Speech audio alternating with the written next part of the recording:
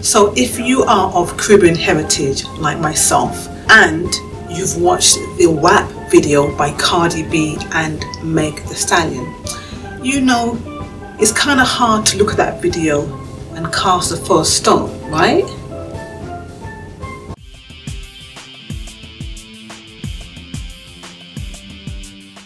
But Blossom Hindsight, I hear you say, how can you say that? Didn't you watch the video? Didn't you see how raunchy it was? Yes, I did. I watched the video and I was like, and yeah, it was raunchy. And yes, the lyrics are really intense, you know. But listen, from a cultural point of view, as a woman of British birth and Jamaican heritage, even within our Caribbean culture, we faced similar type of criticism. I've jumped carnival in my younger years. Those of you who have jumped up in carnival, have gone to carnival, you know, there's a certain level of raunchiness that you see when it comes to enjoying carnival. And who knows more about the idea of holding on to the big truck or winding your waist or getting on bad than Caribbean people within my own Jamaican heritage, who knows more about the criticism when it comes to the dancehall vibe, especially in terms of the whole dirty wine or the passa passa. And those of us in the Caribbean community, we know that we always face a certain amount of backlash when it comes to having those types of events, you know. So who am I to come and cast the first stone when it comes to a video and a song by, you know, these two hip-hop artists? That video came out about 2 or 3 weeks ago, and it's been on YouTube, the uncensored version and the censored version, and that video has gotten over 3.8 million views and just as many likes. But it has also received nearly 600,000 dislikes. There seems to be an increasing backlash against the video. People are objecting to the explicit sexual lyrics, and I think more so because they're coming from women and it doesn't fit the way in which we're comfortable seeing women or hearing women, you know, express themselves. And there's a concern that the video is setting women back. A dominant backlash that's being discussed by the mainstream is that the WAP video is taken away from the empowerment of women. I understand that, and I think that that backlash to some degree reflects hip-hop itself, because hip-hop has morphed into a genre that emphasizes heavily on themes that are overtly sexual, that are violent, and that focus on self-gratification, you know, whereas rap back in the days did not have those same kind of themes, but rap has morphed into hip-hop. The same way that reggae, right, morphed into dancehall and took on those same types of themes. That's not what I'm focusing on in this video, because I think that there's another backlash that's not being discussed.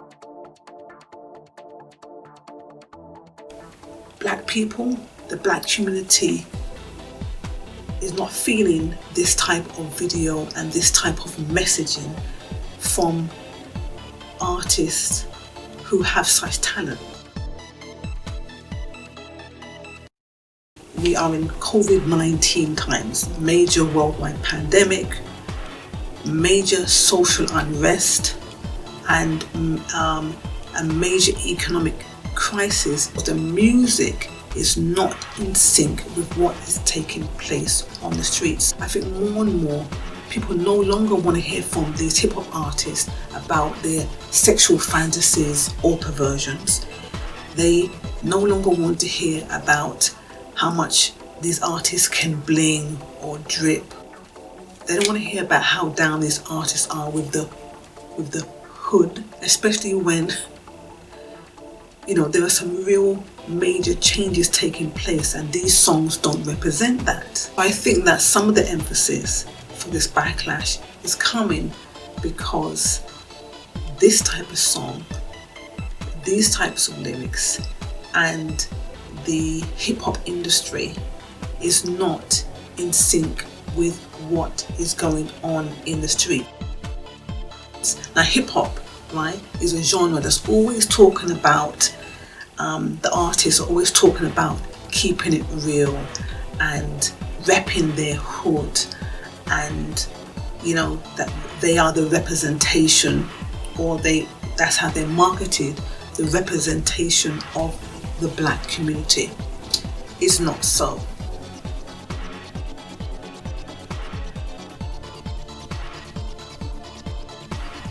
And I look at Cardi B and I look at Meg Thee Stallion, and these are talented artists. That's the best that they can do in terms of what they put out, that they're part of an industry. Who is putting money behind a video and song and lyrics like this at this point in time? And this is the type of song that comes out in the summer of 2020.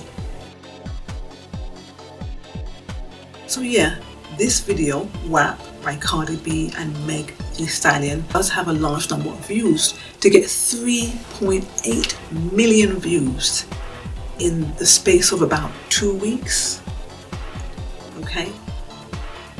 But to have over 500,000 dislikes, then what are the streets really telling those artists?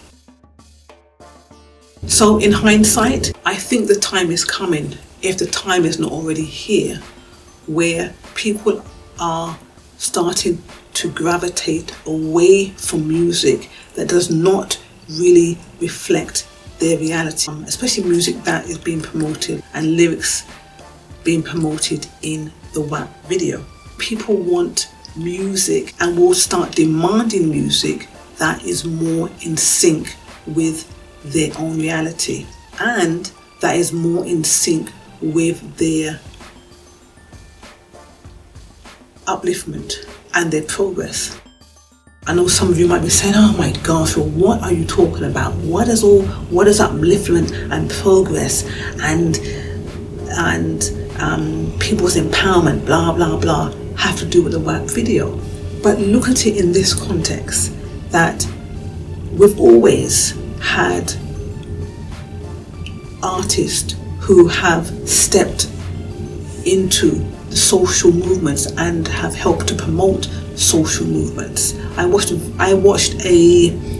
few documentaries, I think they're on Netflix, talking about the life of Sam Cooke and the life of Nina Simone, just two examples of African American artists who, at a time of social unrest and change, that they use their talents and their artistry to promote and uplift and to increase awareness about what change was needed. People will gravitate to artists who use their talents to promote positive values within society, and especially within the black community. I think that the 500,000 plus dislikes are a reflection of that. Where's the music that will help us in our daily lives to uplift ourselves? Where's the music that is going to put us on a different level of thinking, that's going to raise up our consciousness, that's going to raise up our spirits, that's going to help us in terms of our mental health?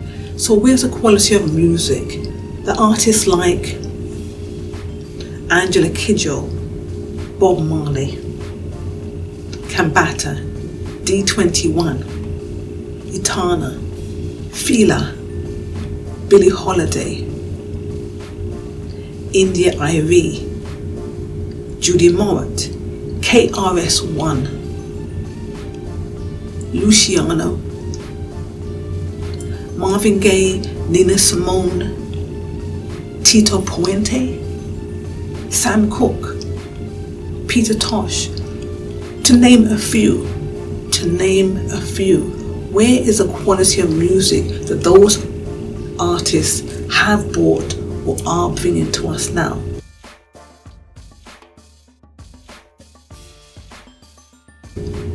If you think that 596,000 dislikes is not a lot, well, that number is going to increase, especially as regular folks like you and I start to listen to these videos and start to really assess what is the message that they're sending out, and what are the vibes that they are creating.